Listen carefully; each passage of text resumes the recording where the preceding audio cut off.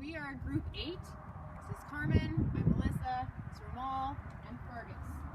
And we are going to be teaching you about the safe procedures of using a skid steer that will aid you in your tasks and keep health and safety at the forefront of your mind while using the skid steer. So you need to wear the proper protective equipment while operating this machine. As you can see, Ramal has got his hard hat on, safety glasses, hearing earplugs, reflective vest, work gloves, and steel-toed work boots. So before entering your skid steer and starting it, you need to do a visual walk around. And this starts with checking all the windows to make sure they're clear. Check all of your lights to make sure all lenses are in place. Check your tires. Check all hydraulic fittings to make sure there's no leaks. Now we're going to move to the back where we do our engine check.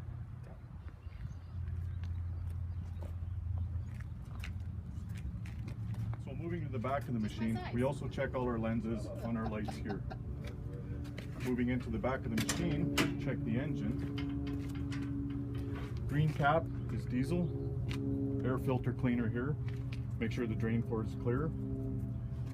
Check your oil here. Check your antifreeze here. One thing to do is always make sure that your cooling fins are clean. There's no obstructions in the back. And also, make sure there's no obstructions on the top, cleaning them out. Now that we've done our walk around our machine, our safety check, and before we're ready to get into the machine and start it, we have to do a visual check of the area. Do a visual check around the whole area for people, do a visual check of your travel route, and also check in front of the machine for any obstructions, and check for anything in the bucket or up on the first step that's going to impede your entrance into the machine. An improperly installed attachment can be a safety hazard. So before starting the machine, visually check the attachment of it.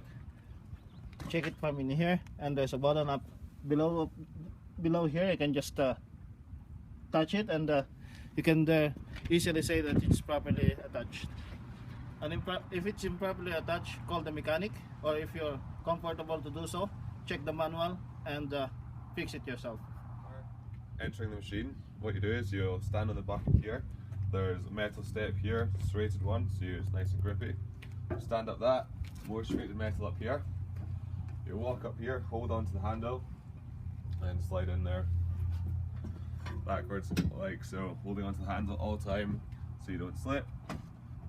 Once you're in, use this handle here to close the door, and then to open it again, there's a little handle here. Push that forward.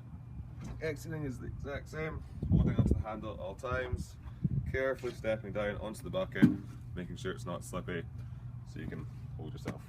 Alright, so for starting the machine, first thing you need to do, or otherwise the engine won't turn on, is put down the safety bars here. One here and one here. Once they're down, you're good to start. Also, essentially you must wear your seatbelt at all times as well for safety.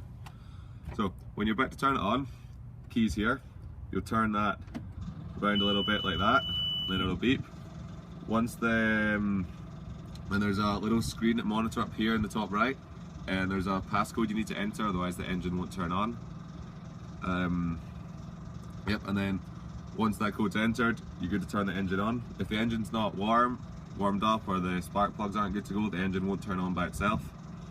So it just detects that automatically. You don't have to know when to do it or not.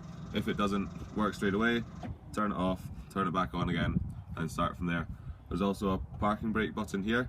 You just have to press that button in, and that automatically turns off the parking brake, and then you're good to go. Okay, so once you start the skid steer up and you're ready to go, we've got two joysticks here. The one on my left here controls your speed and where you're going to go. So forward to go forward, backwards to go back, tilt to the left, you're going to start turning to the left, tilt to the right, you're going to start turning to the right. And this little button here as well helps control your speed if you're going in transport mode or normal mode. So click that and you'll speed up, and the other way around. And we also have this joystick here. This controls the bucket itself. So when you pull it back, the whole bucket goes up. Push it forward, bucket goes down. If you tilt it to the left, then the bucket will tilt itself up. Tilt it to the right, and the bucket will tilt itself forward. And there's a little button here as well, which means if you're lifting the bucket all the way up and you press this button down, it keeps the bucket perfectly level so that nothing spills out on top of it. And then always make sure when you're about to start, you lift the bucket up off the ground so it doesn't drag. And when you're ready to get out as well, make sure the bucket's all the way down so you can actually open the door and get out. When you're leaving the shop, you want to have it in the slow transportation mode. But once you're out on the course, you can switch to the fast transportation mode. You want to stay on cart paths as often as you can, and you want to be extra careful when you're driving over bridges or close to curbs, and careful as well if you're going around any debris or obstacles or anything like that. You always want to be aware of all the people around you when you're driving, and use the backup screen when you're backing up to check your rear path. And if you're working in wet or slippery conditions, you also have to use extra caution. We talked about loading materials. Never exceed the rated load limit of the machine. Next, always have a spotter with you when you are loading materials. And the spotter needs to have a hard hat and a safety vest. So, with the load in your machine, always carry the load low. And when moving up and down hills, always have the heaviest end of the machine at the upward part of the hill. After every end of the day, after you use the machine, make sure to refuel the machine, and make sure that it's you put diesel on it because it's a diesel engine. And if just in case there's an overfill or you spill any diesel at the ground, use a spill kit and dispose it properly. At the end of the day, after refueling the machine, bring the machine to the wash pad and wash it with a pressurized water hose, and remove the stuck object by hand. Clean wash pad after machine has been cleaned, and bring the machine, park it into your shop where it's cleaned and at the flat area, so that the next day whoever we're gonna visually check, or who's gonna be the first one who's gonna use the machine, he can easily pre-op check the machine. If there's any leak or any problem with the machine, he can just visually see it and report it to the mechanic. Yesterday we gave you a brief rundown of pre-starting maintenance check. Now we want to go a little further in depth. We've got our loyal and professional mechanic here, Ramal. There are service manuals behind the seat, and there are some service manuals available online through Caterpillar. And we have some. Sorry. That's all right. Whenever you do have a problem with the machine, just come and get me, or whenever I'm not around at the shop, give me a call and I'll take a look at whatever problem it exists in the machine. And we do have some service manual also in my office. If you have a time to take a look at it, and I will give you some walkarounds of the machines whenever there's a problem, or I can help you fix it whenever you have time. We also have a daily service check and a longer service check that Ramal looks at.